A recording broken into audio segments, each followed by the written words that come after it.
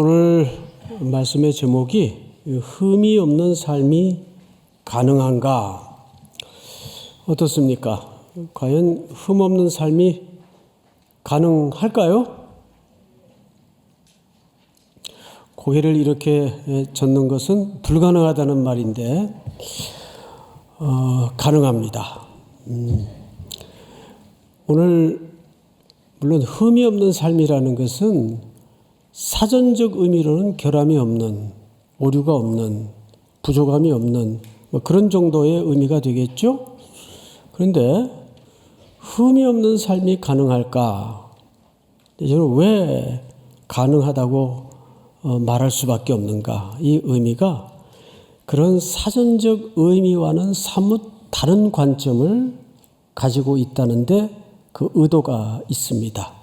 그래서 오늘은 우리가 이 흠없는 삶이 어떻게 과연 가능할까에 대해서 초점을 맞춰 말씀을 좀 나누도록 하겠습니다.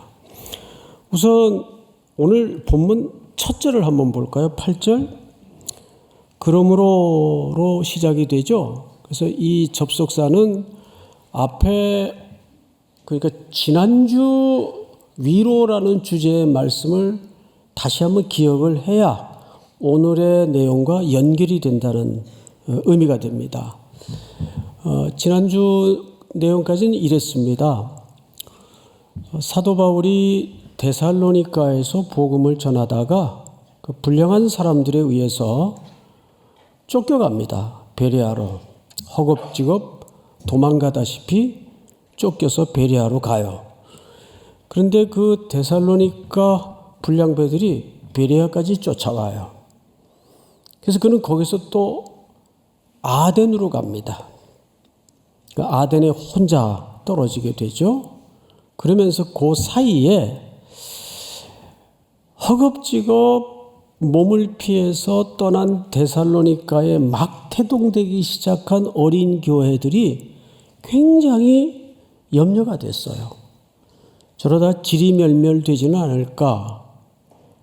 이제 복음을 들은 지 얼마 안 되는 사람들인데 저 거친 척박한 도시 분위기에 견뎌낼까.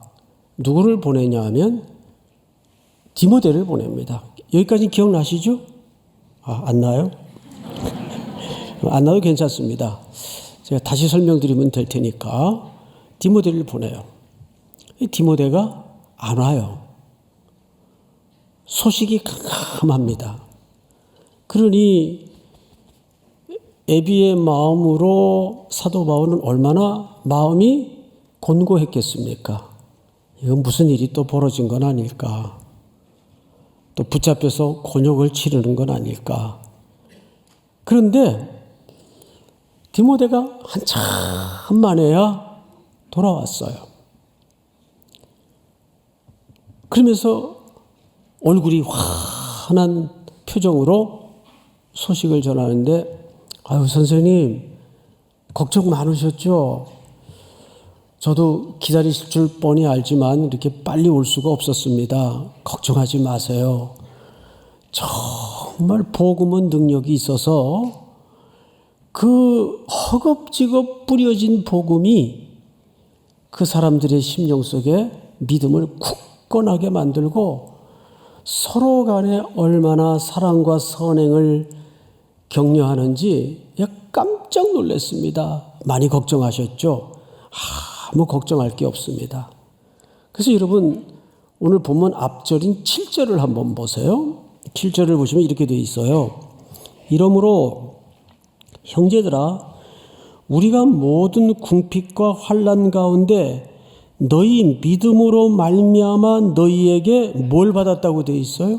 위로를 받았다. 여기 궁핍과 환난이라는 말은 뭐 배 곪고 또 어려움 속에 있었다 이런 말이 아니고 너희들 기다리느라고 속이 다 너덜너덜해졌다 그 말이에요.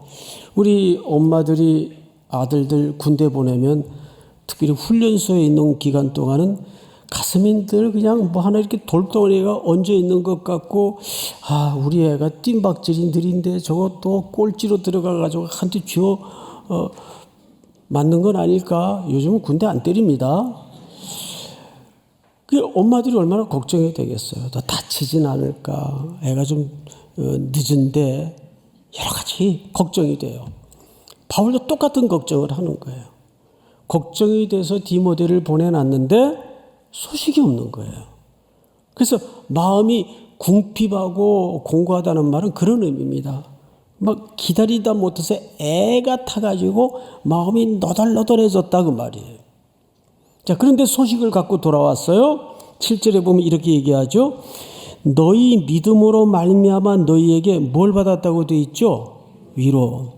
지난주 위로에 두 가지 특징을 설명했어요. 위로에는 상호 의존성이 있다. 기억나시죠? 위로는 상호 의존성을 갖는다. 또 하나는 그래서 순환성이 있다. 위로차 디모데를 보냈더니 그들의 모습을 통해서 누가 지금 위로를 받죠? 도리어 사도 바울이 일행들과 함께 위로를 받았다 그 말이에요. 자, 그러므로 이제 오늘 본문이 시작이 되는 거예요. 그러므로 너희가 주 안에 굳게 선즉 우리가 이제는 살리라. 자, 여러분, 너희가 주 안에 굳게 선 것을 이제 내가 알았다. 그런데 뒤에 보니까 우리가 이제는 살리라 그랬어요. 살리라. 여기서 살리라는 말이 무슨 의미일까요? 이걸 좀 잘못 오해하면 그들의 굳게 선 소식을 통해서 우리가 살아간다 이런 정도가 아니고 이 말은 무슨 뜻인가 하면 이제 우리가 좀 살겠다. 이제 마음의 근심을 내려놨다 그 말이에요. 우리도 걱정을 하고 있었는데 누가 반전의 기쁜 소식을 갖고 오면 아휴 이제는 좀 살겠다. 그럴 때 있잖아요. 근데 저는 이런 과정을 통해서 문장에는 기록되지 않았지만 사도 바울의 교회를 향한 특별히 양떼를 향한 태도에 감동이 됐어요. 자기도 지금 쫓겨 다니고 있어요. 뭐 하나 옳게 갖추어진 게 없는 상황입니다. 모든 환경이 핍절하고 전전긍긍하고 그런 상황 속에서 오직 사도 바울의 일념은 뭐예요? 교회와 양떼의 안위에 집중돼 있었다는 겁니다. 그러면 과연 이 본문이 지금 설명처럼 사도 바울 같은 전문 목회자들에게만 해당되는 이야기일까? 아니에요.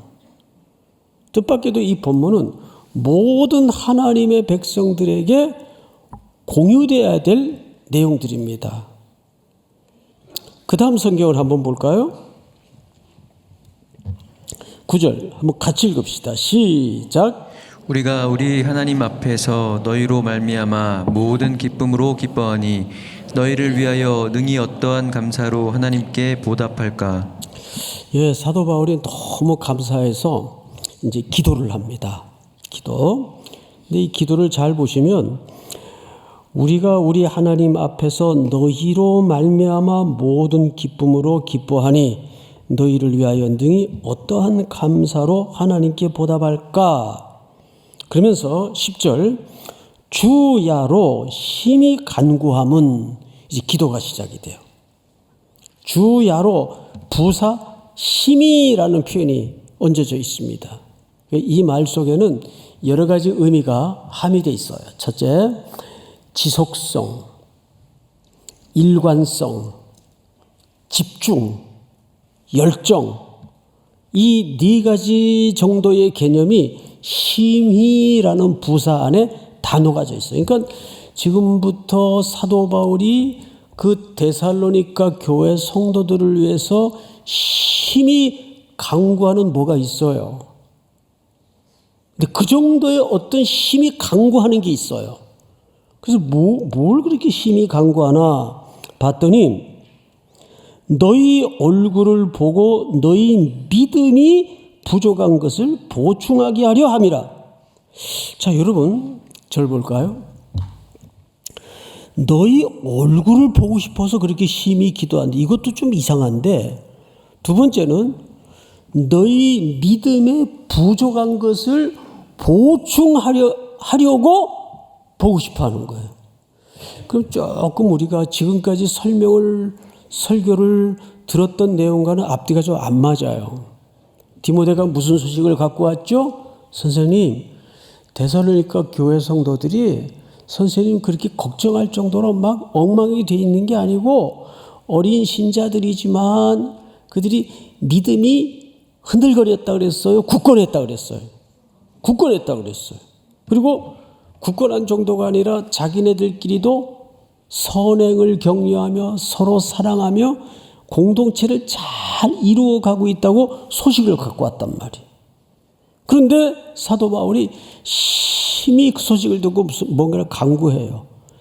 열정을 다해서 일관적으로 지속적으로 강구해요. 근데 첫째는 얼굴을 보고 싶어서 그들의 얼굴을 여기까지는 그럴 수 있겠구나 이해가 되는데 그 다음 두 번째 이유가 그들의 믿음이 부족한 것을 보충하기 위해서. 그 앞뒤가 맞아요, 안 맞아요?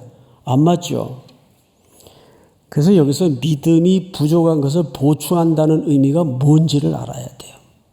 이게 오늘 어쩌면 두 번째로 중요한 포인트가 이 표현 속에 담아져 있습니다. 그 사도 바울의 오직 평생에 몰입된 열망은 하나예요. 하나님의 몸된 교회를 향해서 양식을 먹여서 하나님을 더 어떻게든 깊이 알아가도록 섬기는 것이 그의 열망이었어요. 제가 가끔 우리 젊은 후배 목회자분들과 교제하면서 강의하면서 이런 부탁을 드립니다. 인간적인 친밀감으로 목회하려고 하지 마라. 실패한다.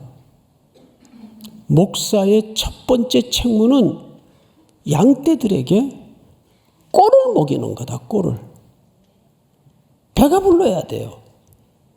양떼들이 먹을 것이 없고 배가 고파서 파리해 있으면은 그때부터 양떼들이 성질을 부리고 자기네들끼리 들이받고 짜증을 내고 울고 그렇게 돼 있습니다. 그래서 교회는 먹을 게 있어야 돼. 양식이. 오늘 성경을 잘 보세요. 11절. 하나님 우리 아버지와 우리 주 예수는 우리 길을 너희에게로 갈 수 있게 하시오며 이렇게 돼 있어요. 계속 기도하는 거예요. 우리가 너에게 갈 수 있도록 길을 열어달라고 하나님께 기도하고 예수님께 기도하는 거예요. 또 볼까요? 또 12절 다 같이 시작. 또 주께서 우리가 너희를 사랑함과 같이 너희도 핏자간과 모든 사람에 대한 사랑이 더욱 많아 넘치게 하사. 네, 여러분 앞을 잠깐 보실까요? 기독교의 사랑은 언어의 유의로 끝나서도 안 되고 개념의 화려한 말장난으로 끝나서도 안 돼. 기독교가 찾으다면 실체 없는 언어의 유의에 빠지기 쉽고 사고의 유의에 빠지기 쉽습니다. 기독교는 가장 실증적이고 실체가 있어야 되는 종교입니다. 왜 그럴까요? 예를 들어서 남루한 차림의 한 형제가 눈이 쑥 들어가가지고 딱 보니까 백가죽이 등에 붙어서 허기가 져가지고 찾아와 밥 한 끼 먹을 수 있는 돈 좀 주세요. 그러면 형제 기도하십시다. 하나님 아버지, 이 형제가 배가 고픈가 봅니다. 배부를 수 있는 은혜를 주시고 역사해 주시옵소서. 안녕히 가세요. 그래요? 일단 기도해 주는 것도 필요하겠지만 먹여줘야죠. 또 헐벗었으면 입혀줘야죠. 그래서 우리가 이 연약한 자들이 찾아오는 것에 대해서 많은 지금 사역으로 여러분들이 섬기고 있지 않습니까? 제가 오래전에 봤던 드라마 하나가 생각이 나요. 1, 2부 때는 안 한 버전입니다. 청담동에 살아요라는 드라마가 있었어요. 거기 이제 김혜자 씨가 어쩌다가 강남 한복판 청담동에 남의 집살이를 하고 있었는데, 남의 집살이를 하다 보니까요, 궁색하죠. 기침과 사랑과 가난은 감출 수가 없잖아요. 이게 어떻게 좀 나도 이 동네 사람처럼 폼 좀 잡고 흉내를 낼 수 있을까 하다가 얼떨결에 그 문화센터에 등록을 하게 됩니다. 그러니까 뭐 거기가 막 교수 은퇴한 분들, 회장님 부인들, 세상 강남에 방귀 끼는 사람들은 다 와 앉아 있어요. 근데 남루한 차림에 이 김혜자 씨가 가서 첫날 숙제를 주었는데, 자기 인생에 가장 감동스러웠던 말을 다음날 적어놓은 거예요. 돌아와서 경대 앞에 앉아서 자기 얼굴을 쳐다보면서 내 인생에 가장 행복했던 말은 뭘까? 너는 참 마음이 착하다. 뭐 이런 소리도 많이 들어봤고, 너는 참 얼굴이 이쁘다. 이런 소리 많이 들어봤고, 근데 그게 뭐 그렇게 감동스러운 말 같진 않아요.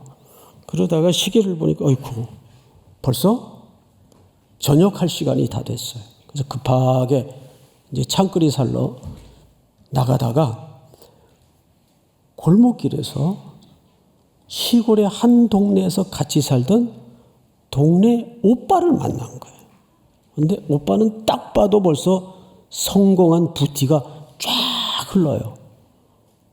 그래서 그 오빠와 너무 반가워서 찻집에 앉아서 잠깐 얘기를 하는 가운데 서로 일정이 급하고 또 예기치 않는 시간에 서로 만났으니까 다음을 약속하고 일어나서 찻값을 그 오빠가 계산하고 나가다가 이렇게 주춤거리고 서 있는 그 옛날 한마을의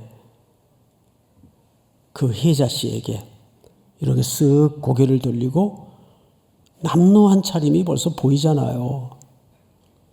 이런 얘기를 해요. 혜자야, 너 돈은 있니?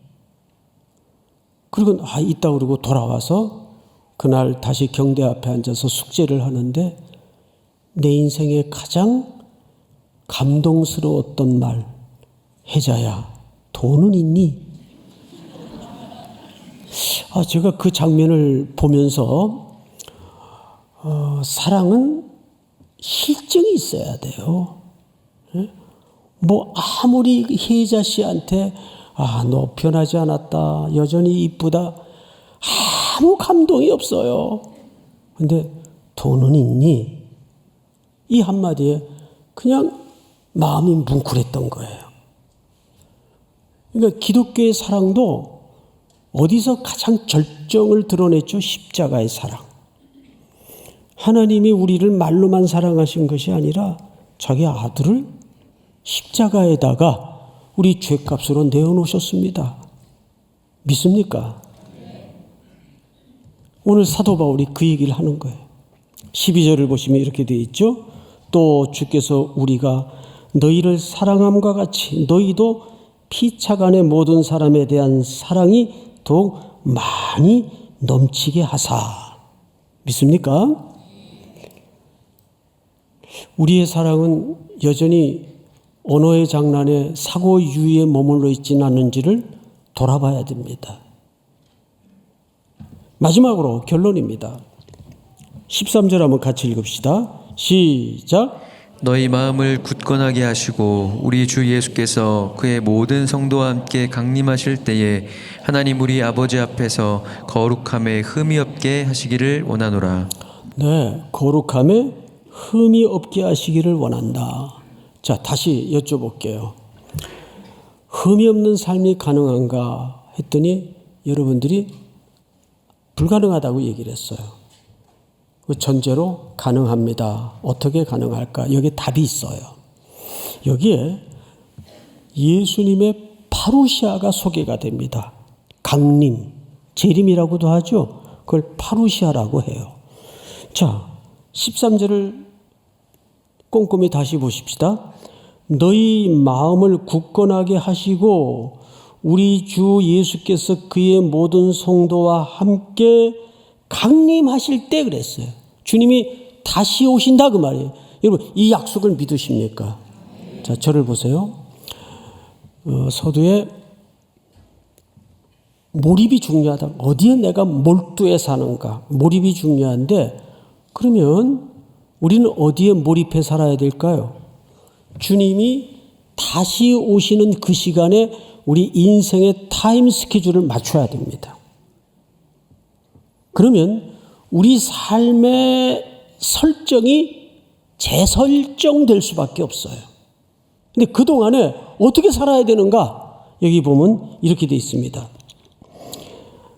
모든 성도와 함께 강림하실 때 하나님 우리 아버지 앞에서 거룩함에 흠이 없게 하시기를 원하노라. 이 얘기를 실증적으로 한 내용이 뭐냐면 12절이에요. 12절을 다시 볼까요? 또 주께서 우리가 너희를 사랑함과 같이 너희도 피차간과 모든 사람에 대한 사랑이 더욱 많이 넘치게 하사. 그러니까 우리가 주님 다시 오실 때까지 흠이 없고 거룩하고 사는 가장 몰입된 삶은 피차간에 연약하지만 흠이 많지만 부족하지만 뭐 하면서 살라는 겁니까? 사랑을 공유하면서. 그래서 그게 일단은 많이 흘러넘쳐야 돼요. 나도 하나 간수하지 못할 만큼 사랑이 그저 메마르고 깔짝깔짝한데 뭘 넘치기는. 어디 흘려보내요? 흘려보낼 게 없는데. 그래서 내가 먼저 하나님께로부터 받은 사랑의 분량이 커야 돼요. 그게 꼭 돈이 있어서 많아지는 게 아니거든요. 그 사랑이 저절로 이렇게 흘러넘쳐야 돼. 그러니까 우리가 몰입해서 사는 방법은 피차 열심히 건물 짓고 예수님이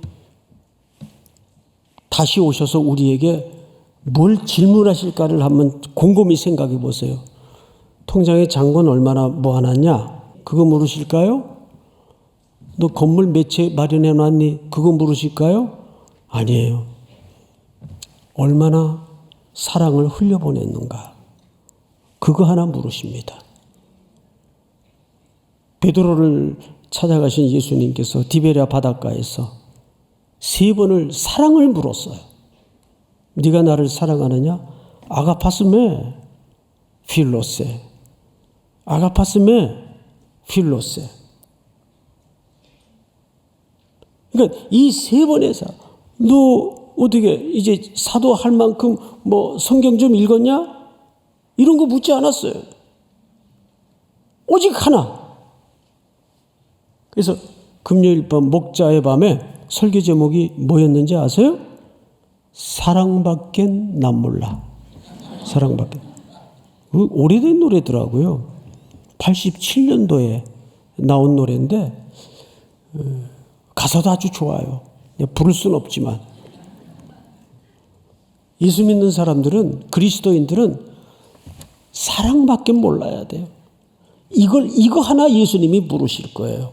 우리가 서로 다 연약해요. 부족해요. 흠이 많아요.